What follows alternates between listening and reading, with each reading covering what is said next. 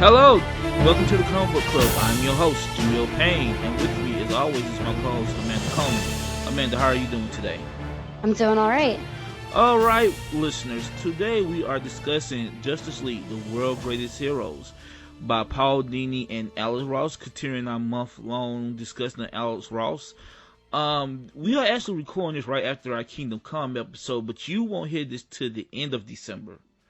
I felt like these two actually work together in tandem in a way. So I decided we should do them together. Like, so Kingdom Come is still fresh in our minds. This right here is basically Alex Ross and by extension Paul Dini's take on like the original Justice League. It's more like an in-universe Kingdom Come sort of story.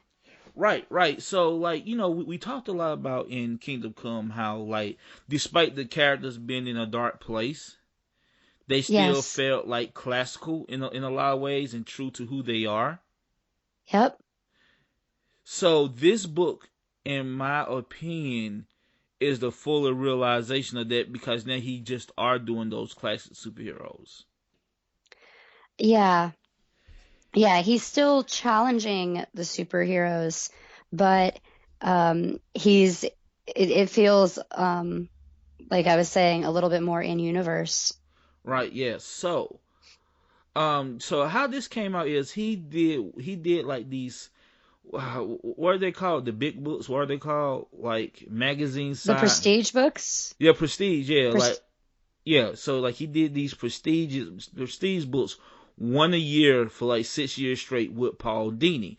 I'm pretty sure most people know this, but Paul Dini, of course, is responsible as one of the two masterminds behind like the Batman series universe, which includes Batman, of course, Superman the animated series, and Justice League. And so Paul Dini, as a writer, we know for a fact has a good handle on how these characters should be portrayed. And I feel the same way about Alex Ross because Alex Ross usually, like with Kingdom Come, he usually co-plots. He just doesn't draw. Like his right. his work is not usually a work for hire. Like it's usually in the most classical sense, a partnership with the writer. Yeah. So these weren't available for a very long time. Like you could not buy these individually. But last year, I believe, DC just decided to put them all together in one big book, which makes a lot more sense in my opinion. So Amanda, overall, what did you think of this collection of these stories? Um, I really enjoyed this collection, and I think that it stands really well with both Kingdom Come and the Squadron Supreme stuff that we read, where we're looking at bringing superheroes a little bit more into the real world and seeing how someone with superpowers addresses the same sorts of moral issues that plague typical mortals. Right. Um, and I also feel like just from the pacing of these stories, they also did feel very much like an episode of the Justice League cartoon. Okay. Um, so they also sort of in terms of the size of the story, these are very good chunks. um, and you know that I really love works that can stand alone. So I think this would be a fun collection to share with people with less experience in comic books, maybe. Right. So, we talked a bit about sequential art the last episode. There is no Yeah. sequential art in this, but I think it works to this story's benefit in a lot of ways. I think like it's almost I think it worked better in these stories than it did in Kingdom Come. right, right. I think that when Alex Ross admits that he's just not a dude who wants to draw 9-panel layouts, uh, and just does whatever he feels like, maybe something closer to illustration, I think it works much better. Like it's almost like a kid's picture book in a lot of ways. Yeah. So yeah. So Amanda, like like this probably be a shorter than normal episode since it is kind of sort of a bonus episode. So Yeah. like we can just go story by story. Let's start with the Superman story, right? So Amanda explains to because again I don't have it in front of me. Explain to us the Superman story, just a quick synopsis of what's going on. Well, so the let me remind myself. So the Superman, each of the superheroes, Superman, Batman, Wonder Woman, and Captain Marvel. Damn Uh, right. yeah, damn right. I think Alex Ross may be as gay for Captain Marvel as I am. He just loves drawing, that guy. But anyways, they each get a standalone story with a one-word title. The Superman one is Peace, and I'm trying to get back into it here. I believe this is the one where he wanted to end world hunger. Right. And so he goes to the UN and he volunteers to deliver as much food as he can around the world in one day, and hopes that example will inspire other people to do more in their own lives.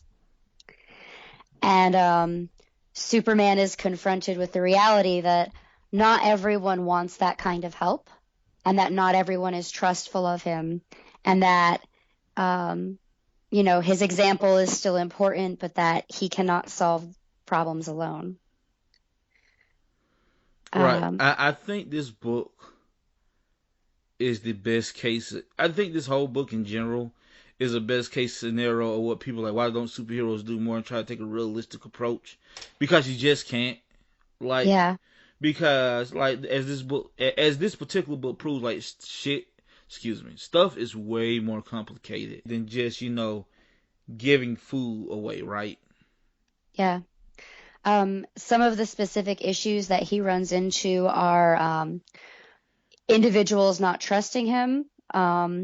He runs into areas which are controlled by foreign military powers where they won't let him bring food to people, or they want him to leave the food and they claim they'll share it.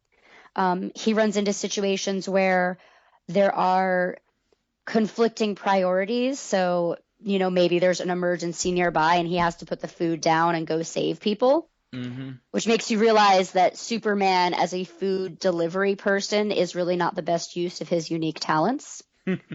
I mean, yes, he could do it, but like there are things Superman can do that no one else can do. And ultimately, while he's fighting, he actually gets some of the food becomes poisoned. And he can't even deliver it after that. So there's this beautiful image of him, holding poisoned charred grain that he can't share with anyone anymore. Did they give you like strong Kingdom Come vibes after the bomb goes off? Yes, it did. Again, this is like Kingdom Come, but like in universe. Yeah, I definitely had that sort of resignation, but instead of going berserk and attacking the UN, he goes home and realizes that maybe the best that he can do with the situation is write it up as Clark Kent and bring attention to the issue. Like I think it's supposed to be North Korea because it's just the stuff he says about how they won't help. They very like isolationist, and that sounds like North Korea. So I mean, it also sounded like it could have been somewhere in the Middle East, or some areas of Central Africa where there's still a little bit of like territory for dispute. yeah. But yeah, I mean, it's just sort of this really beautiful, melancholy story, and like you said, it addresses that perennial question that comic book fans have, where they're like, "Superman's so great, why doesn't he just fix everything?" I think Because was there. Go ahead. no, I would say because in order for him to fix it, he would have to take over the world, and no, and he doesn't want to do that, nor do we want him to do that, right? Yeah, we just read a couple books about that. Yeah, so also we get that classic shot of him like in his Superman tights, but with his glasses and the dress shirt, and Yeah. like the lamp. Like I've seen that image maybe a million trillion times in my life. Yeah. Yeah, again, just like Kingdom Come, this definitely has a very timeless feel Right. where I don't know if these images, if he's pulling them from other places or if this is the place that those images have always been pulled from. Mm. Um, They feel like they always been there. In other words. yeah, he's definitely uncovering something like deep in the subconscious of like how these superheroes work. Um, do you want to talk about Batman now? Yeah. You know what? I supposed to do the transitions, Amanda. Damn, no, I'm just playing. I joke. Yeah, okay, yeah, we could like just. Oh, okay. One last design. What do you think of his Superman? What do you think about his classics looking Superman? Oh, the look? Yeah, just I look love it. I love it. I think he looks, this is how I think of Superman. like right, like he's like It's a little bit Christopher Reevesy. yeah, like it doesn't look like Christopher Reeves, but it feels like Christopher Reeves. If that make any sense. Yeah. It feels like how, yeah, this goes back to what I was saying. It feels like how I remember Superman. Like when I try to imagine the Christopher Reeve Superman movie, this is what it actually looks like in my imagination, which is to say, way, way, way more beautiful than the actual movie. And that suit is just great. Like with the now with the yellow behind the S and just the brighter colors, the Yeah. suit just perfect classic design. Okay, on to Batman. The Batman one is called what's the Batman? What is the Batman one called? War on Crime. War. Of course it is. Yeah. Um, so this is essentially a story of Batman coming to realize that in the war on crime, you also need to essentially address the victims of crime. Right. He ends up, there's sort of two stories going on, a Bruce Wayne story and a Batman story. Um, on the Bruce Wayne side, they're looking at developing, essentially taking an old warehouse in the shitty part of Gotham and gentrifying it.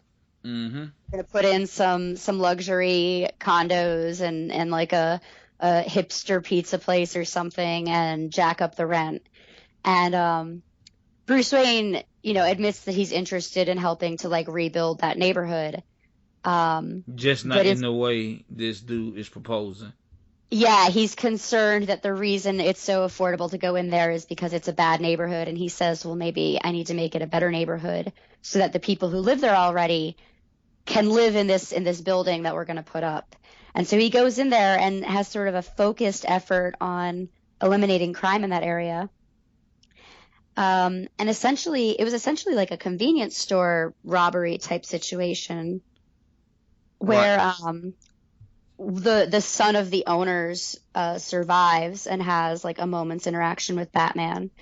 And he's very touched by this boy who, saw his parents die because, that's a thing that Batman relates to people about, his mom. Right. Uh, and he keeps thinking about this kid. And later in the story, he sees that the system has essentially failed this boy. And this boy is in with a gang who's using that warehouse to sell drugs. And, Batman has a moment where this boy has a gun pointed at him, and Batman does not attack him. He says, I know what you're feeling. You can't bring your parents back. Like, crime destroyed our families. Don't be what destroyed your family. And it's just a really touching moment. It's and also there's really beautiful light in this story as well. In that scene. Right. And I guess, I mean, just like the Batman's, or just like the Superman story, there isn't really that much resolution. Bruce Wayne ends up buying the warehouse and putting a new business in there, even though it won't be as profitable, Mm-hmm. and sees that that's maybe a better way to help the community. But um, yeah, it's just nothing like super paradigm changing. Yeah, and like it's also those things of states. Yeah, I find it very interesting that both of these books came back to back of each other, like like Yeah, '99 and 2000, cause Superman goals are very lofty, right? It's very like trying to change the world, where yeah, Batman's goal is so much, it's so sm- intimate. yeah, and so much smaller than what Superman is trying to come. Batman is just trying to save one life, right? While Superman is trying to save the world. Yeah, And in a weird way, it kind of it kind of sets up what how those two are different from each other, right? And why they butt heads sometimes. Because it's just a worldview. While Superman is above the clouds looking down at everybody. Not in a bad way. This is not some type of silly ass Kill Bill explanation yeah. that people like to quote to me like that's stupid. None of that is true. But about Superman. But just, Clark is up there trying to think on how he could change the world. Batman is on the ground dealing with the humans on a case by case basis. Hmm. So yeah, so my thing is, why didn't you just set that little boy up, right? You could put a million, like you seen what happened. I know you can't do it for everybody, right? But like, look, you was there when it happened. Put $1 million in a trust fund, set him up, and make sure he get therapy. It's literally a drop in the bucket for, for you. Yeah, yeah. No, I mean, yeah, like you said, Batman can't do that for everybody. But if he really had a connection with this kid, he definitely could have done it once. I mean, personally, And you and I mean mean, this is also a situation where he can make the kid's life a lot better without completely changing the kid's life. Like we're not asking him to make this guy Robin. you know what? That's the joke I was about to make. Honestly, he could have just made him Robin. Yeah, Like, like Batman, there are levels of caring for children in between ignoring them and hiring them as contractors. to take out warehouses full of gang mobsters and shit. But look, honestly, that was my first thought. I like shit. You could make him Robin. Why? Like, why not? Kid's obviously got balls. He's pointing a gun at Batman. I know, right? Uh, I mean, shit. You think affirmative action would have kicked in? He had a black Robin by then, but I guess not. yeah, that would be statistically it's got to happen soon, right? Right, eventually, right? I mean, like he go through Robin's like, you know what though? I think we might be done for a while, to be honest with you, Okay. because I think Damian Wayne is just. I think Damian Wayne is gonna be Robin by as long as Dick Grayson is Robin. Honestly, at this point, Yeah. because like it's hard to like just within like the DC universe, you got four main Robins now, or four people that have held that title. You know what I'm Yeah. saying? You got Dick Grayson, who's Nightwing, Jason Todd, who's Red Hood, and Tim Drake, who they didn't know what to do with, and they still don't. Who's went to like three different names, like Yeah. like first he was like Robin, also then he was Red Robin, then he was just Robin, and now he's called Drake. Is he Drake. gonna? It sounds more like he's gonna release a record, but I know, right? It sounds like he's gonna sing and rap on the record. No, it's a bird. It's his last name, but it's also a deadly bird. You see, because that's gonna stick. oh, That's yeah. gonna Uh, stick. No, no, no. But it seemed like since Damian Wayne is actually Batman's son, it seemed like that's gonna stick for a very long time. um, I had an interesting thought on Robins. Um, and this actually came up when I was in the comic book store this week picking up my polls. I got a book recommendation based on this speculation. Um, Wouldn't it be totally badass if Billy Batson was a Robin? Oh wow. I Could you imagine like Bruce Wayne adopting Billy Batson and being like, "All right, son, like you got a dad now. We're gonna do some badass training. You're gonna be as badass as Billy as you are as Captain Marvel." I mean honestly, somebody would like that Shazam can definitely beat Superman. Somebody with Batman martial arts training and the power of Yeah, Shazam. yeah. Um, but I also think it could be really interesting, an interesting moral conflict because, Billy is a very principled guy, as we may discuss in the next story. But I'm just kind of like, dude, I kind of want to see, Bruce Wayne try to wrangle a kid who could actually say a magic word and then beat his ass. But it's Batman. He'll have a way to beat him. Yeah. Yeah, of course. Of course, because he's He'll put him in Batman. a Faraday cage so that the lightning can't reach them. Anyway, since I brought up Captain Marvel already. One more thing. I know. What do you think of this? Like, I'm asking you this for everyone. What do you think of this What do you think of this Batman outfit? Because honestly, of all the superheroes, all Ross draws, I've always had a problem with his Batman, and I can't tell you why. Um, I I'm okay with the I like what he does with like the head, like the face and the cowl, especially on like the close-up portrait that he does for the cover. Mm. I kind of like that.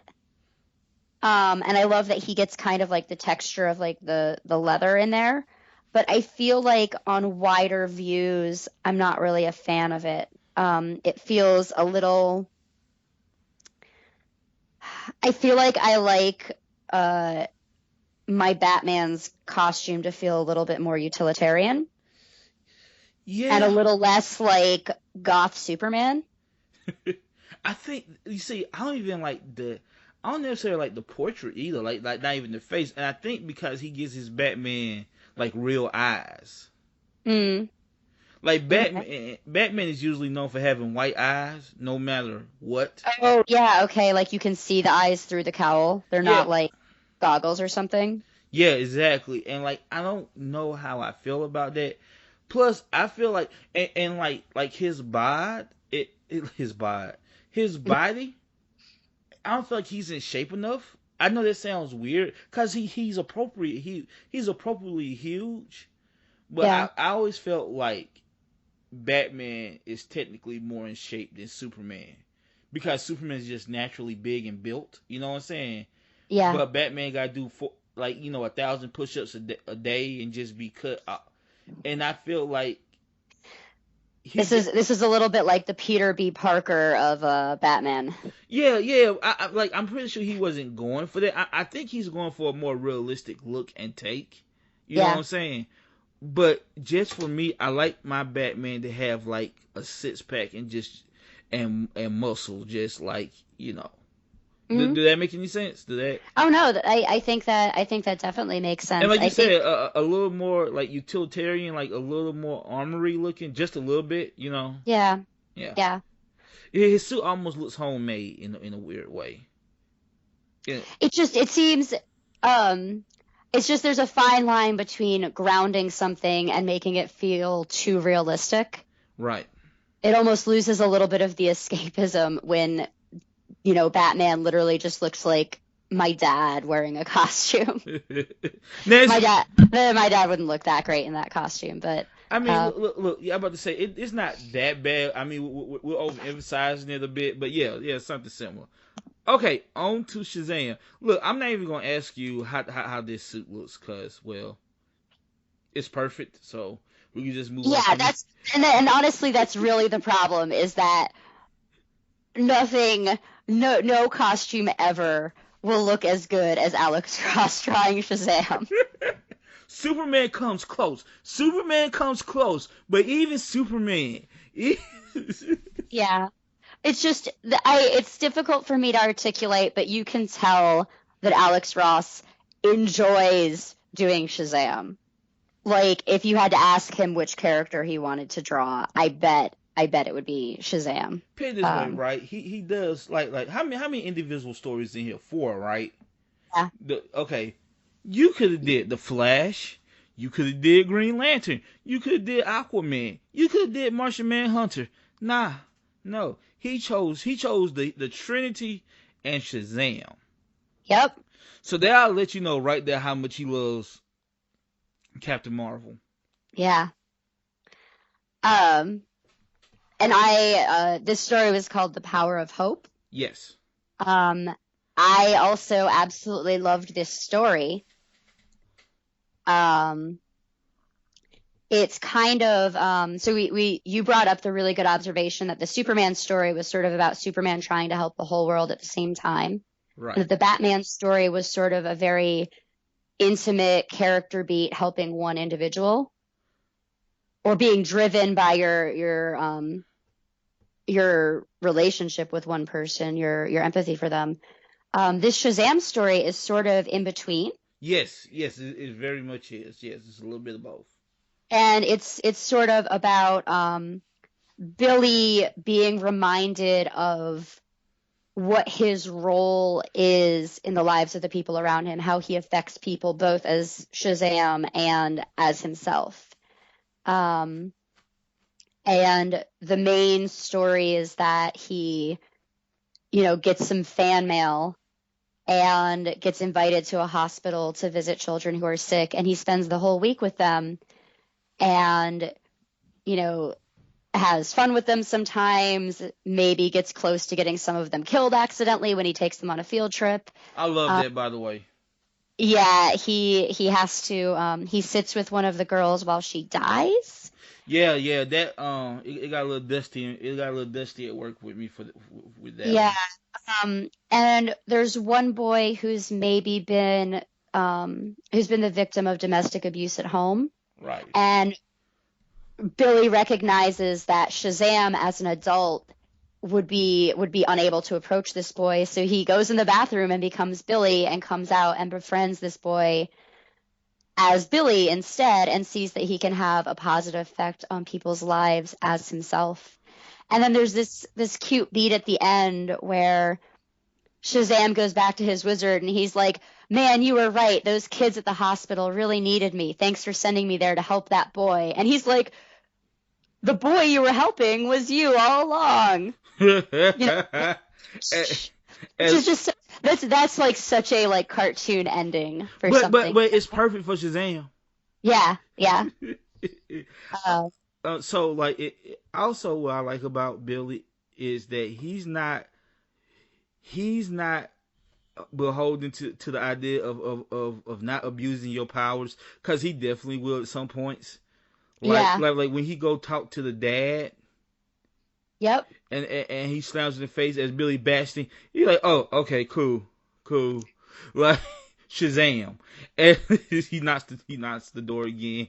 Yep. It's yeah. And he's like, "Hey, look, buddy." No, that was a really satisfying moment. I really loved that moment. Because Superman would have did that. Someone slammed the door in Clark Kent's face. He's not gonna come back 3 seconds later as Superman and be like, "Hey, don't slam the door in my face." But since Billy is a kid, right? Yeah. You're like, "Hey, we bend the rules a little bit." And as far as the kids almost getting killed, what I love about that is like Captain Marvel, despite being like part child, is pretty responsible. Yeah. And it's like the one bonehead move he makes, and it makes sense because he's a kid. He just didn't. Yeah. He just didn't think about it for half. If he would took half a second, like an adult probably would have, he wouldn't have put him right there. But since he's a kid and he's trying to like time manage, he just sets him in the wrong place. Yep. So did you enjoy the story overall, Amanda? Yeah, absolutely. This was a great story. Yeah. Also, like I love like they. Like, have you noticed, like, what I love about these stories is there's no supervillain yet. Right. None of these have supervillains. Yeah, the supervillains are inside us. Yeah, the supervillains was inside us all along.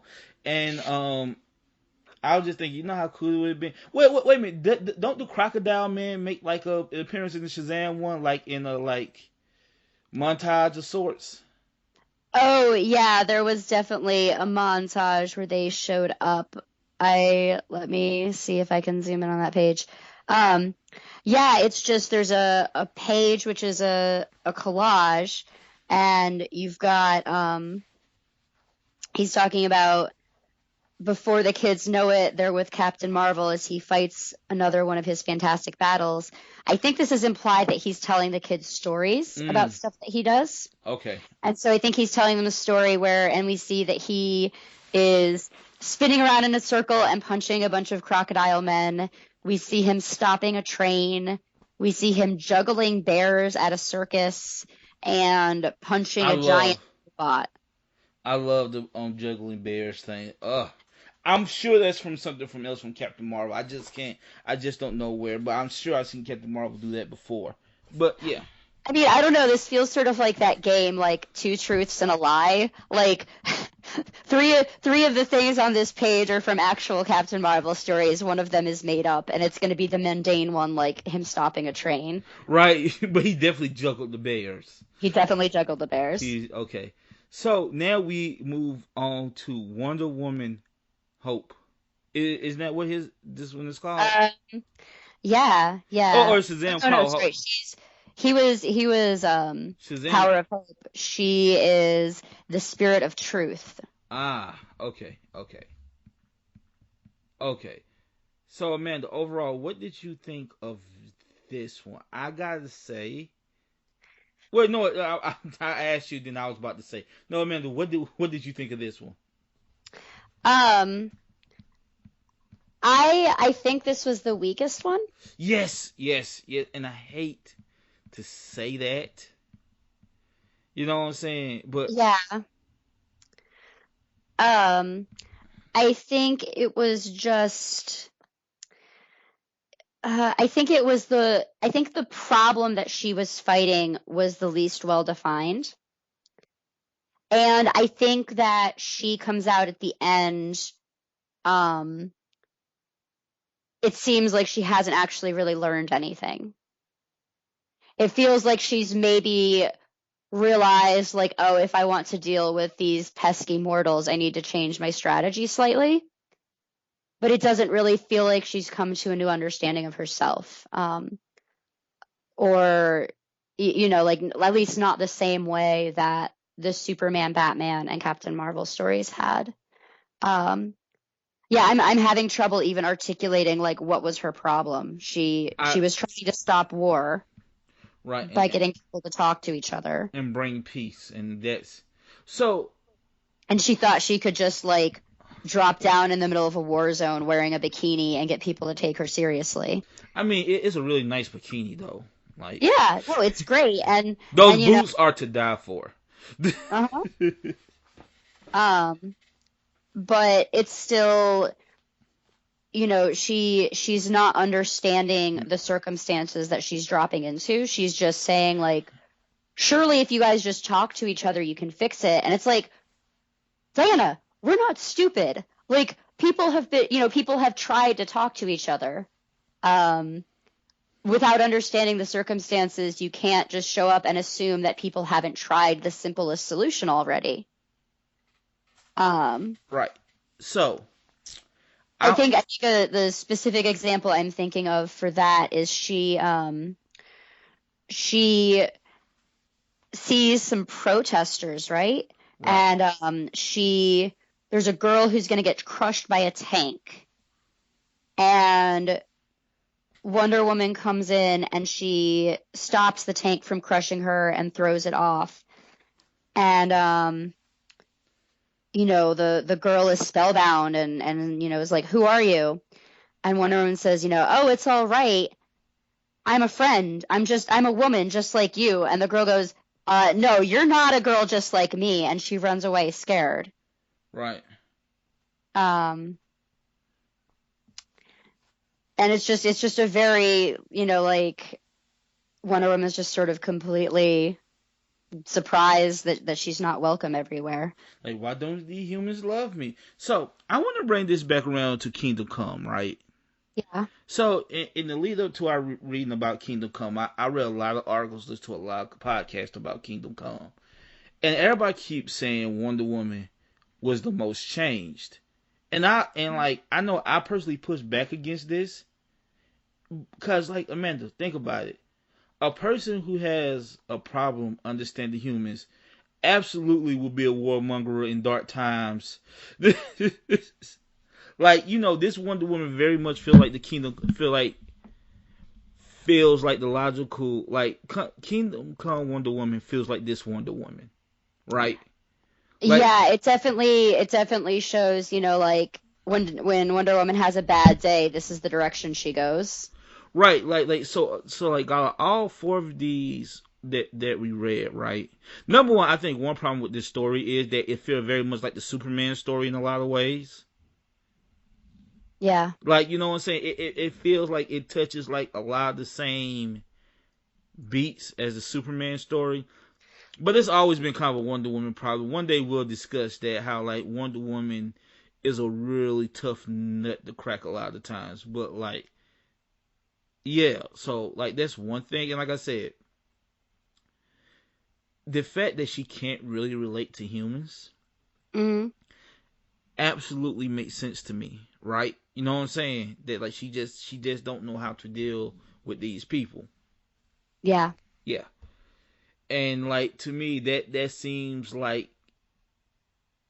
that don't seem far off from the Wonder Woman we see in Kingdom Come.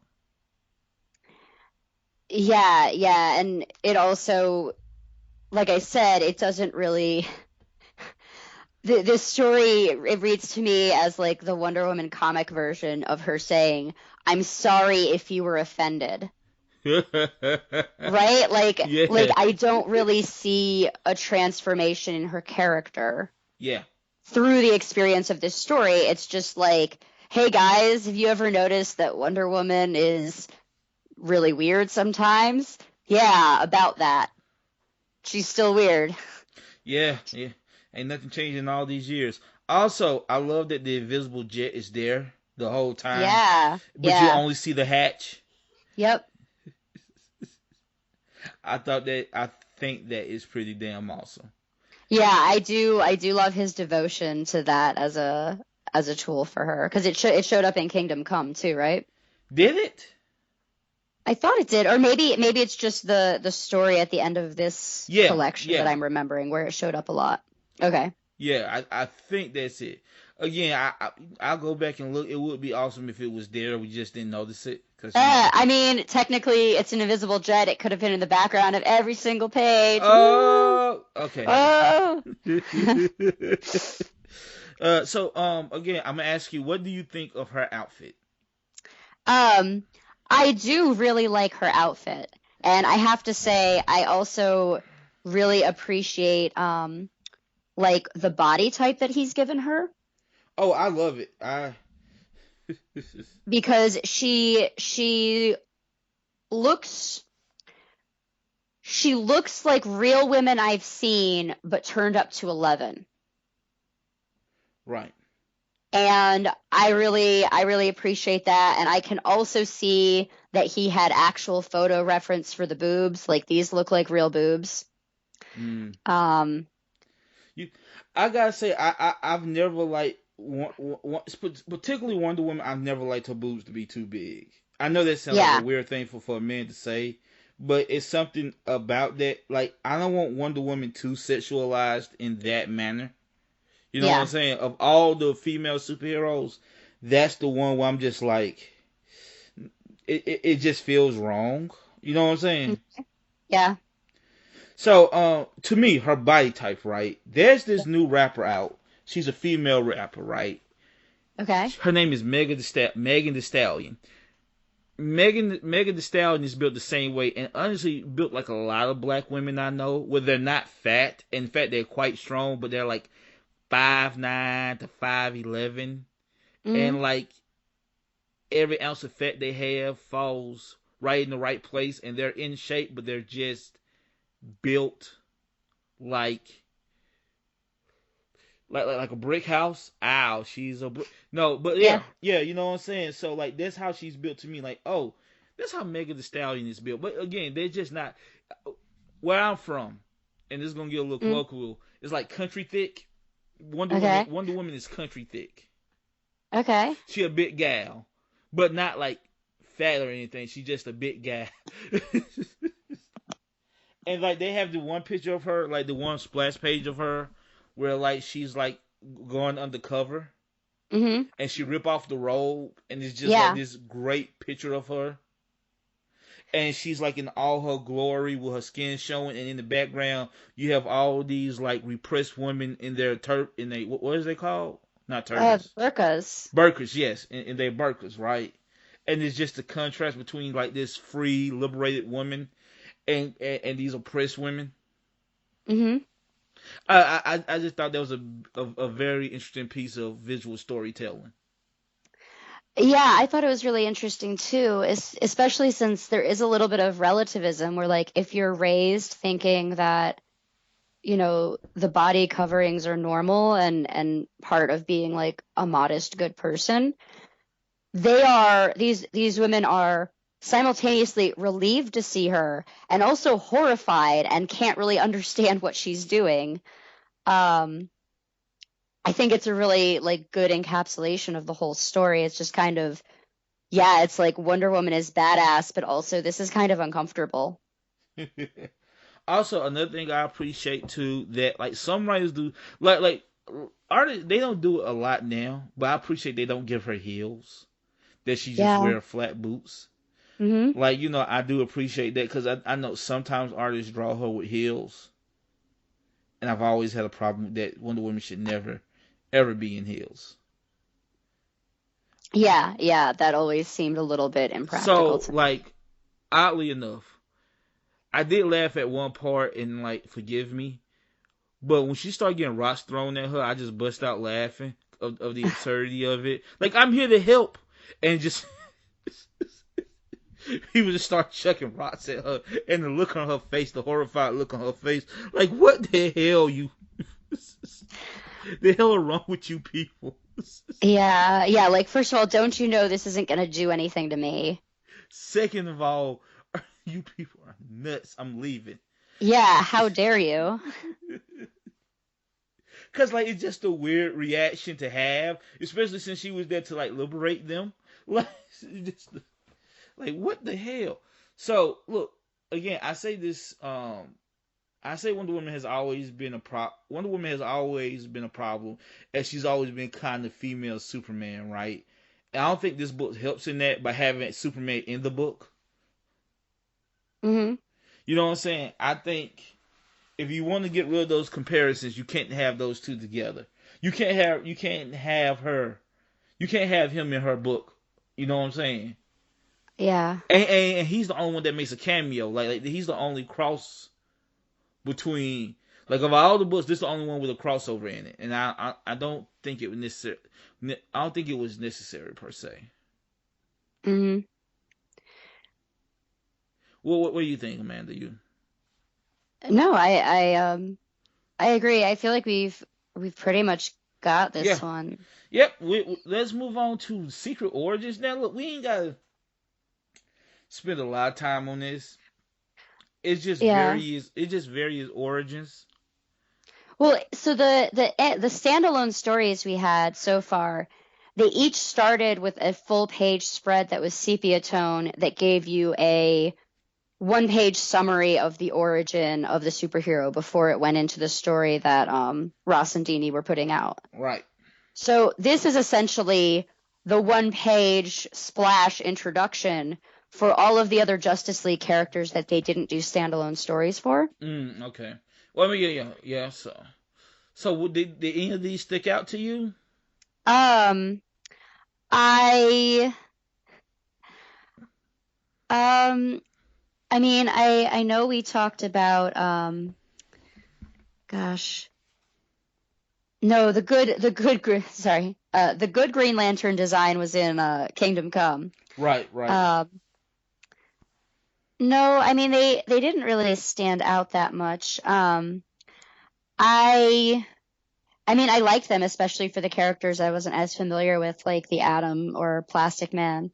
Um, but yeah, they were just fine. So the only one that strikes me is like none of these are told from the first person. They're all told from somebody that's close to the hero. It seems. Yeah, yeah. So the one that strikes me the most is Aquaman Hmm. because it's told the perspective from it's told from the perspective of his dead baby. Yeah, And I was just like, oh my god, like that one actually like took me back. You know what I'm saying? That like not trying to be overly dramatic, but that one actually did kind of like whoa, like they actually did that. Like yeah, it would have been easier for it to be Mirror, right? It would have been so much easier for it to be Mirror, but like the fact that it was the child that they lost. hmm, I don't know. It elevates that one particular story to me just for that one little beat. yeah, Okay, so one more story in this collection, and this is a true to life Justice League story. yeah. So Amanda, what did you think of this Justice League story of all? Does it have a name? What, or is it? Um, I Yeah, mean, I Liberty and think, Justice. It's Liberty and Justice. yeah. So Um, yeah, all right. So what did I think of this one? Um, I um this this story and also Kingdom Come. Um, one of the things that surprises me about these stories is that it seems like in the pursuit of grounding things that they don't ever resort to magic, and that they maybe ignore resources they have that would allow them to solve these problems more right. simply. Um, so there's a little bit of like the comic book nerd picking at it, like, oh, I'm like, I guess that's a way you could solve this problem. But, um, and of course, the problem here is that um, a meteorite crashed in Africa and it was carrying a alien virus, Yeah. which was very contagious. And what it did was it paralyzed its victims so that they essentially appeared dead, but they were still alive. And the notion is that you would just starve to death essentially while you were paralyzed because of this virus. That's a terrible way to die. Yeah, it's horrible. That is some straight up horror. Uh, and the governments are panicking about this, and they're, you know, leads to violence and rioting and fear. And uh, the United States government contacts the Justice League and essentially sends them in early before like the UN has formally requested help, before there's a lot of information available. And most of the conflict in the story is just the public doesn't know what's going on. The neighboring governments don't know what's going on. The Justice League just went in and said, we're going to take care of this problem all by ourselves. We'll be fine. Mm-hmm. And the lack of information is what drove the chaos. So it's sort of like a rom-com where I'm like, dude, just tell them what you feel. Just tell them what you're doing. Explain that it was your sister, she's just visiting. She's not really your wife. Um, so I guess that was kind of my general assessment, was that it was a very frustrating situation, and it felt bad to watch the Justice League not do everything perfectly. It felt bad to watch them struggle. I will say, I think this is where Paul Dini's writing comes into full force. I feel like before this story, like he's just kind of writing over like Alex Ross' pretty art. You know what I'm Yeah. saying? This feels almost like an episode of the cartoon. Like, Yes. you know what I'm saying? There's banter, there's jokes all of a sudden. You know what I'm saying? Like, all the stuff that wasn't in the other stories are there in this one. So it feels more like a Justice League book. It feel like Paul Dini got to cut loose a little bit with this story. Yeah. So yeah, so it's all framed through Martian Manhunter eyes, right? Like he's our surrogate through this story, and Yeah, yeah, especially in the beginning. yeah, and it's basically about him feeling that he's not accepted, right? There's this thing that like since he's like a green Martian man, like he feel like he can't be accepted as who he is, which is a green Martian man, so he has to assimilate as a human. And again, is the thing about I don't want politics in my comments, but he actually refers to himself as an immigrant, and this is like in 2004. Mm? So another argument that books have always been sort of kind of political, like comics have always been sort of kind of political, right? Because he even refers to himself as an immigrant. He even says words like assimilate and all that. You know what I'm saying? Yeah. Yeah. So I thought that was like very good, very powerful word usage, right? Because if you're an immigrant of this country, you could read this, you know what I'm saying, and like shoot, maybe it's the first thing you ever read in English, trying to learn English. Maybe you could relate a little bit to that, you know what I'm saying, as far as being an immigrant in a strange land. Well, I think it also makes John's role a little bit as the other. It makes it a little bit more explicit because I know we've maybe joked about this before that like green aliens are usually coded black. Right. And so to say that like not only does he look different, we're going to actually come out and say that he feels different and is treated different and that he consciously thinks about what he has to do to fit in. Mm-hmm. I mean, like, I think taking a step to make that a little more explicit is really helpful for, making the story feel more real, for making Martian Manhunter feel more like a real character. Right.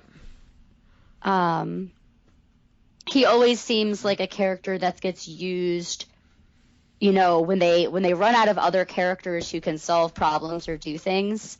They're like, oh, Martian Manhunter's totally OP. Like, we can have him do something. I mean, just completely. Like Superman's too busy to hold this heavy thing up. He can do it. Well, honestly, in a lot of ways, Martian Manhunter may actually be more powerful than Superman, because Martian Manhunter not only the strongest Superman, but he got like 3 other whole powers. Yeah, he's a little OP actually. A little. And it's interesting because I feel like normally that's challenging to a writer, and then to give him such a strong emotional core of feeling like he doesn't belong. And also I'd forgotten the fear of fire was such a big thing, that fire weakens him. Right. Now let me ask you. I don't know why I'm asking, because you probably know less even than I do. Is that just a PTSD thing, or is he actually weak to fire? I'm not sure. I like it both ways. Ah, okay. I like thinking it both ways. I'm okay thinking that maybe Martians actually are weakened by fire, but I'm also totally into the idea that it's his fear of fire that makes him unable to function properly. Kind of like Storm in enclosed spaces. Yeah. So I'm gonna tell you what this story does amazingly. It makes Aquaman really likable. Aquaman is really likable and charming in this story. Like he got some of the best lines. When they're laid up in the submarine and him and Flex could barely move, he's like, okay, I'm sick, but we really need to like, you could just hear his tone. Like you could the way Dini wrote, you can hear the tone where like it's almost like a cuddly, like, hey, I need to talk to somebody. Yeah. Like, yeah. You don't want to talk. He's like, don't worry. He's like, don't worry. I know how to negotiate with these people. And he just busts through the door. He's like, hey, I really need to talk to someone. Yeah. Also, Flash and Green Lantern, I love their little partnership. He was like, well, I have a theory. You're like, is that based on any real science or just you're going off Faith and Ideal, mostly Faith and Ideal. All right, works for me. Like Yeah. it's stuff like that that makes this book enjoy. Like you're right, maybe the overall plot is just kind of generic and kind of blah. You know what I'm saying? But I think it's within these character interactions that makes this book for me. Yeah. I think it's worth pointing out that again, there wasn't a supervillain. No, not one. It was a essentially a natural disaster again. Yeah, and I love when Martian, like Superman is not really in the story to about halfway through because he couldn't get free, but his entrance is just as amazing as you think it would be. You know, Yeah. like Yeah. he basically saved Martian Manhunter from the fire. He lifts up a house and he lifts up a house and extends a hand of hope because he's Yeah. Superman. We get the invisible jet. What I find interesting is that they have Batman in this story. But they Yeah. use him in a realistic way, as in he never goes to Africa. Like, you know what I'm saying? He doesn't have to deal with it. What he does, he goes straight. He goes to the Batcave. He goes to the Batcave. He uses his bat science to make a bat antidote to the virus. We should really ask how smart Batman actually is, because it varies, right? Like sometimes, like, oh, he's smart, but he's not smart like that. But then sometimes he is smart like that. Like, you know, how's he?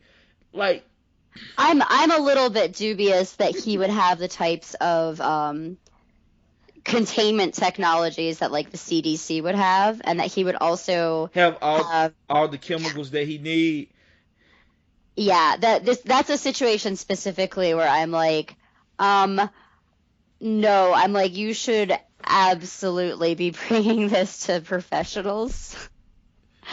And that's probably part of the thing that would cause panic is like the CDC is like, yeah, we don't know what's going on.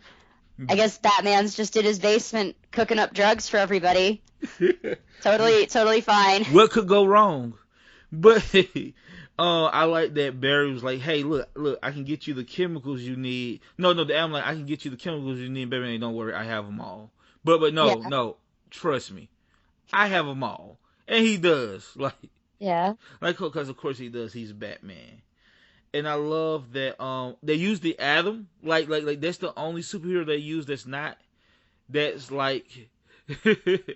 Well, no, I tell you, they use a lot of superheroes that's not just the Bit 7, but the Atom has a really prominent role, and it's great that he has to get sneezed out before the Flash metabolism speeds up and vibrates him to death. Yeah. And I love Aquaman was like, hey, can I have some of that when you guys get a chance? Just inoculate me, please. Yeah. So I think that's it. Amanda, would you recommend this book? Yeah, I would definitely recommend this book. It's absolutely it's absolutely at the level where someone who's just watched like the Justice League cartoons can come in and read it and enjoy it. Oh, you know, we need to speak on that. Is like the first part of this, right? Like you see the Justice League cartoon, right? Yeah. So as we know, the Justice League cartoon is split up in two distinct parts, right? The first half of that series is nothing but the Bit 7, right? Mm-hmm. Then the second half of that is more of an anthology series where they bring in a bunch of people. It becomes Justice League Unlimited. Yeah. And like that show, at some point all the superheroes come like Justice League Unlimited. Like at first it's just a Bit 7 story.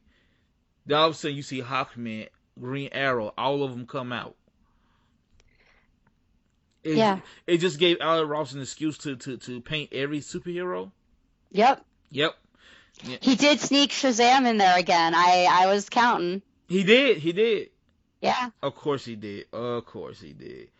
So you would definitely recommend this to people?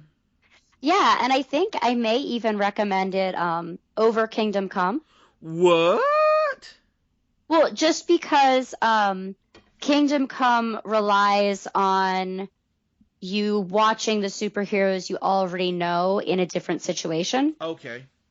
And so, I think that I might tell somebody to try this book first or try one of the stories from this book first and see if they like it and see if they like the art, and then tell them that they can go ahead and find like Kingdom Come after that. It's very. But I just think that the accessibility of it makes it, and like that it's standalone, and that these are essentially the canon versions of these characters as we know them, Right. makes it a little easier to recommend in general. So yeah, you know what? I can see that. You know what? It's a great crash course, right? Yeah. If somebody knew these characters by name, but didn't know anything about them, you can hand them this book. Cause what? It basically like it has the origin of what, about 12, 14 different superheroes. Yeah. So yeah, you could definitely hand them this. I like that thinking. You know, Amanda, I'm gonna tell you something, and like I don't know how you're gonna feel about this. We could have read Justice, which is definitely Alex Ross again. And is it Paul Dini? It might be Paul Dini, but they find the Legion of Doom. So they. Yeah. And I'm wondering maybe we should have read that, but we'll see. So, Amanda, if anybody wants to talk to us about Alex Ross, where could they reach us? We are on Twitter as Comic Book Club 52. We are also, you could email us, comicbookclub52@gmail.com. And we are on Facebook as the Comic Book Club. You'll recognize us because we're the ones celebrating Alex Ross Month. Woo! So, I just want to say, since we're recording this late November, but this won't be going out till probably almost New Year's. So, I'd just like to say Happy New Year's to everybody a whole month in advance. 2019 over with. We're going into 2020. Hopefully, it's less of a dumpster fire. Yeah. I mean, it's funny. It seems really far away, but it's not really that far away. Nope. It's 31 days till Christmas because my wife keeps telling me. So Wow. we already got our tree up, by the way. Wow. Okay. I'm seeing that a little bit for the first time now. The radio stations have already switched to playing Christmas music. They did it like the day after Halloween. I feel like it's coming very early this year. So look, let me tell you. This may not be in the show. It may be in the show. Who knows? Like I said, we had Thanksgiving early this year. We had Thanksgiving yesterday. We had it early, a week early, because everybody has to work on Thanksgiving, right? So there's a lot of cooking going on in the house. My wife, I love her to death, made me get up at 7:30 in the morning in the rain, because it's raining here, in the cold rain, to go get a Christmas tree. While everybody is cooking, while she should be at home cooking, and all I want to do is play video games. She made me get up at 7:30 in the morning and go get a Christmas tree in the rain. And that's what we did. Because I'm a good husband and I love my wife. Guys, love your wives. So, I am Jamil Payne. I'm Amanda Comey. And we are out.